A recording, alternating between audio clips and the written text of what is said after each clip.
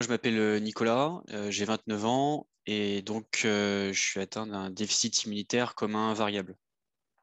Donc on me l'a diagnostiqué quand j'étais en première, donc c'était en 2008, ça fait 13 ans.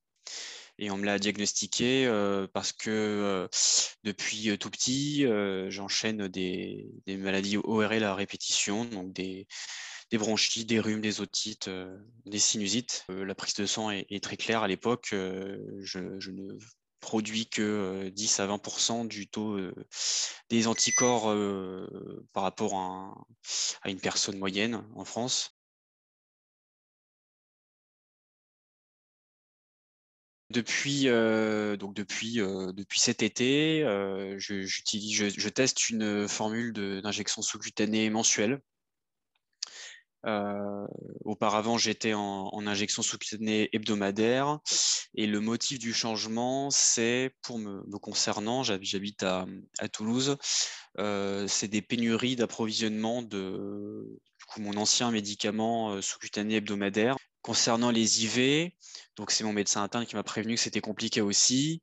Il m'a il m'a jamais interdit de demander une IV si j'en faisais réellement le besoin. Par contre, il m'a bien dit que compte tenu des stocks, donc c'est un nombre de grammes, hein, il m'a sorti un nombre de grammes, compte tenu des stocks qu'il recevait en début de mois, si je voulais avoir une IV, il fallait qu'en gros je passe à l'hôpital le premier ou le 2 du mois, sinon il fallait considérer que dans la fin du mois, c'était priorité absolue aux urgences vitales.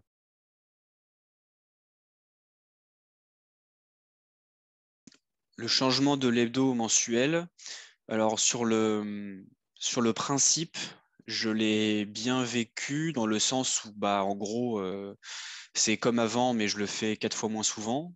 Donc, de ce point de vue-là, clairement, c'est une bonne nouvelle, on va dire ça comme ça.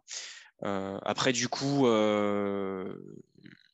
j'ai eu j'ai réfléchi au moins, au moins une nuit avant de dire oui parce que bon bah le médicament qu'on m'a proposé, il était encore assez peu utilisé. Je savais pas trop comment ça allait se passer. Je me suis dit mon Dieu, ça fait une énorme quantité de sous-cutané, ça va laisser des cicatrices énormes machin.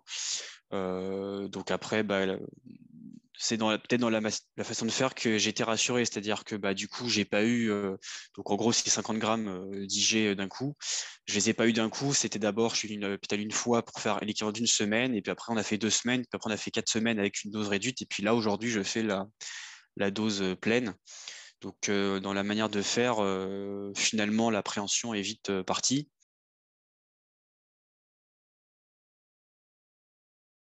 Il faut laisser la possibilité aux gens de dire est-ce qu'ils veulent du mensuel ou de l'hebdomadaire ou carrément de l'IV parce que chacun a sa contrainte et donc je pense que les trois traitements offrent des avantages et des inconvénients.